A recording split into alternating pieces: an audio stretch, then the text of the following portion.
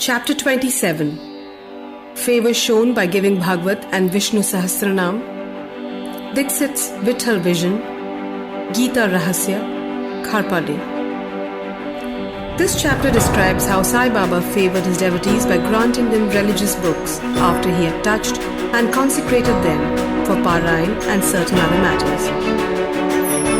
Preliminary. When a man takes refuge at the feet of the Sadguru, he gets the merit of bowing to the Trinity, Brahma, Vishnu and Mahesh, and also Parabrahma. Victory be unto Shirdi Sai, the wish-fulfilling tree and the ocean of knowledge, who gives us self-realization. O Sai, create in us reverence for your stories. Let the readers and audience devour them with the same relish with which the chatak bird drinks the water from the clouds and becomes happy. While listening to your stories, let them and their families get all the true and pious emotions.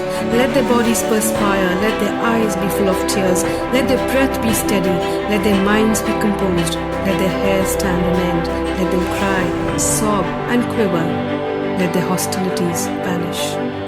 When these things happen, that is a sign of the grace of the Guru dawning upon them.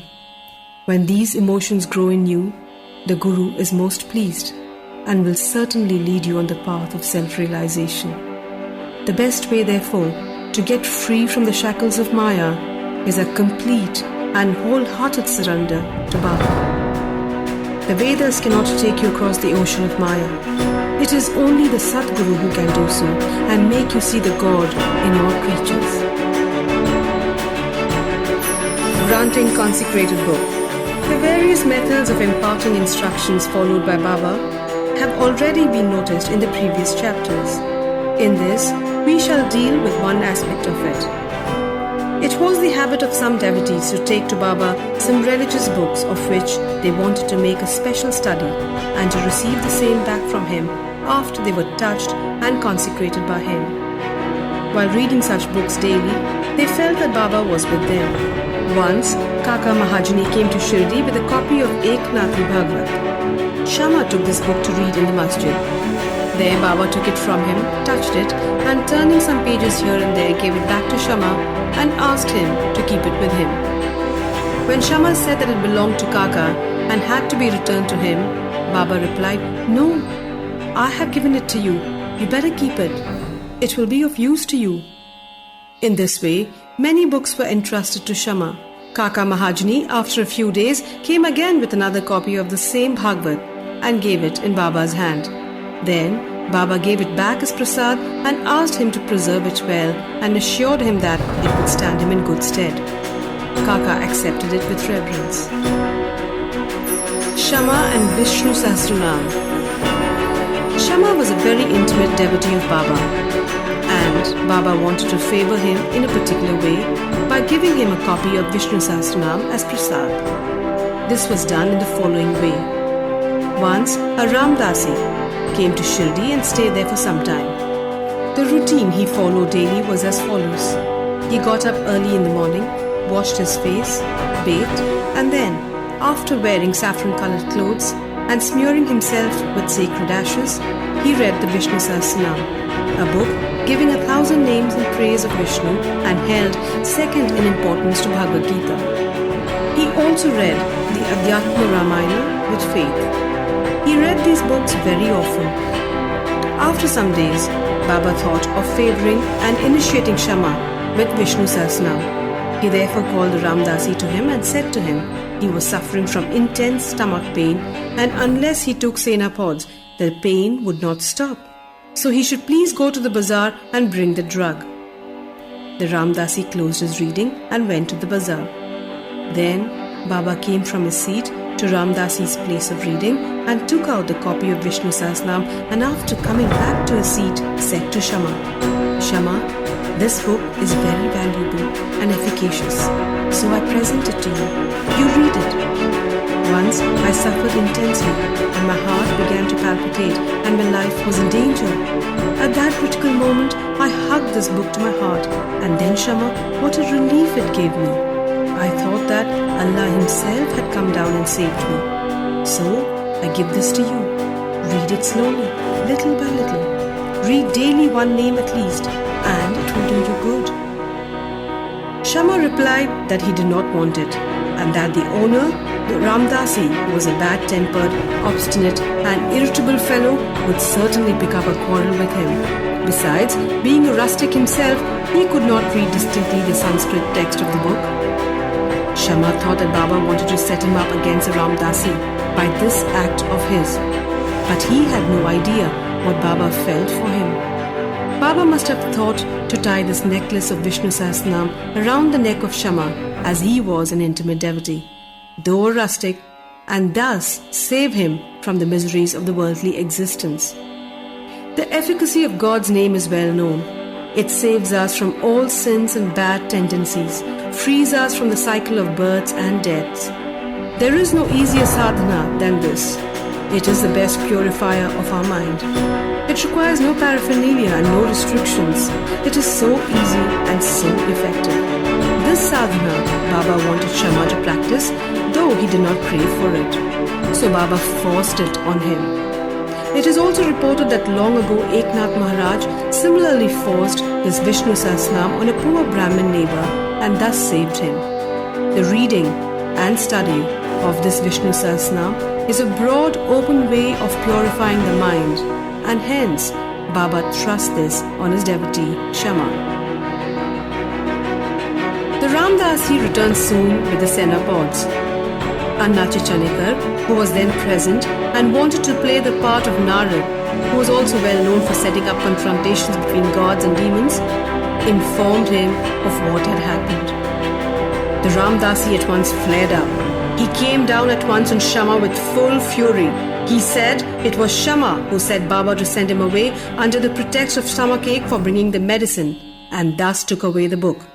He began to scold and abuse Shama and remarked that if the book was not returned, he would dash his head.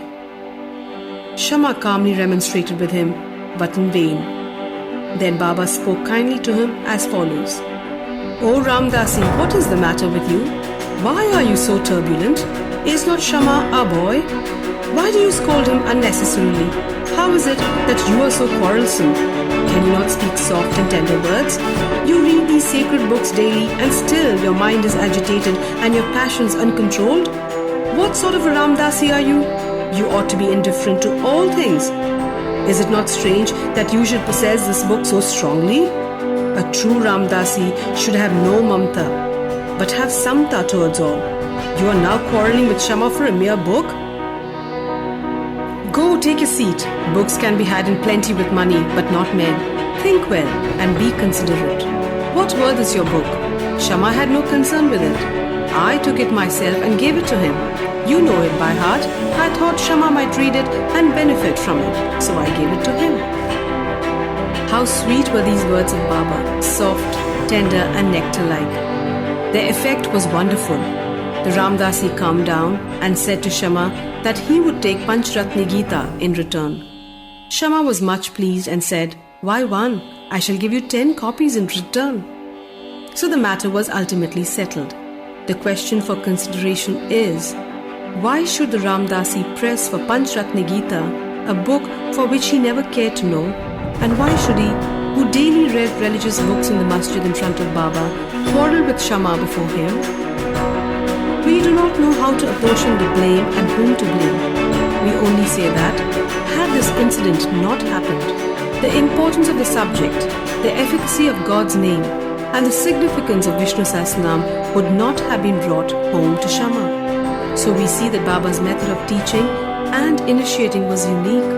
In this case, Shama did gradually study the book and mastered its contents to such an extent that he was able to explain it to Professor G.G. Narke of the College of Engineering, Pune, the son-in-law of Shriman Bhutti and a devotee of Baba. Vitthal Vision. One day, while Kaka Sahib Dikshit was in meditation, after his morning bath in his Vada at Shirdi, he saw a vision of Vitthal. When he went to see Baba later, Baba asked him, "Did Vitthal Patil come? Did you not see him? He is very elusive. Hold him fast, otherwise he'll give you the slip and run away." Then at noon, a certain hawker came there with 20 or 25 pictures of Vitthal of Pandharpur for sale. Mr. Dikshit was surprised to see that the form of Vitthal he saw in his meditation exactly matched with that in the picture, and he was also reminded of Baba's words. He therefore bought one picture most willingly and kept it in his shrine for worship. Gita Rahasya. Baba always loved those who studied Brahma Vidya and encouraged them. To give an instance, once Bapu Sahib Jog received a post parcel. It contained a copy of Gita Rahasya by Lokmanya Tilak. Taking it under his armpit, he came to the masjid and prostrated before Baba when the parcel fell at Baba's feet. Baba inquired what it was. It was opened then and there, and the book was placed in Baba's hand. He turned some pages here and there for a few minutes and took out a rupee from his pocket, placed it on the book, and handed the same with the rupee to Jog and said to him, "Read this completely, and you will be benefited." Mr. and Mrs. Kharpade. Let us close this chapter with a description of the Kharpades. Once, Dada Sahib Kharpade came with his family and lived in Shirdi for some months. Dada Sahib was not an ordinary man. He was the affluent and most famous advocate of Amravati and was a member of the Council of State in New Delhi. He was intelligent and a very good speaker. Still, he dared not open his mouth before Baba. Most devotees spoke and argued with Baba off and on, but only three, Kharpade, Nulkar and Bhutti, kept always silent. They were meek, modest, humble and good-natured. Dada Sahib, who was able to expound Panchadashi, a well-known Sanskrit treatise on the Advait philosophy by the famous Vidyaranya. He uttered no word when he came to the masjid before Baba. A man, however learned he may be even in Vedas, fades away before one who has realized Brahma and becomes one with it. Learning cannot stand before self-realization. Dada Sahib stayed for 4 months, but Mrs. Kharpade stayed for 7. Both were highly pleased with their Shirdi stay. Mrs. Kharpade was faithful and devout and loved Baba deeply. Every noon she brought Naivedya herself to the masjid, and after it was accepted by Baba, she used to return and take her meals. On seeing her steady and firm devotion, Baba wanted to exhibit it to others. One noon, she brought a dish containing sanza or wheat pudding. She also brought puris, rice, soup and kheer and other articles to the masjid. Baba, who usually waited for hours, got up at once, went up to his seat and removing the cover from the dish, began to partake of the things zealously. Shama then asked him, "Why this partiality? At times you throw away dishes of others and do not care to look at them, but this appeals to you earnestly. Why? Is the dish brought by this lady so sweet? This intrigues us."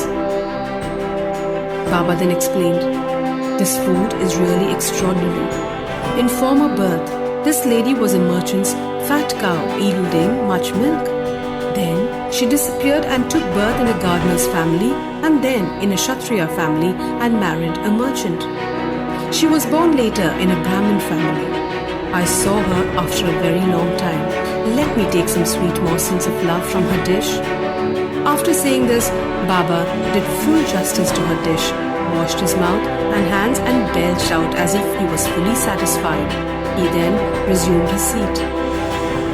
Then she bowed down and began to shampoo Baba's legs, and he began to talk with her and knead her arms, which were shampooing his legs.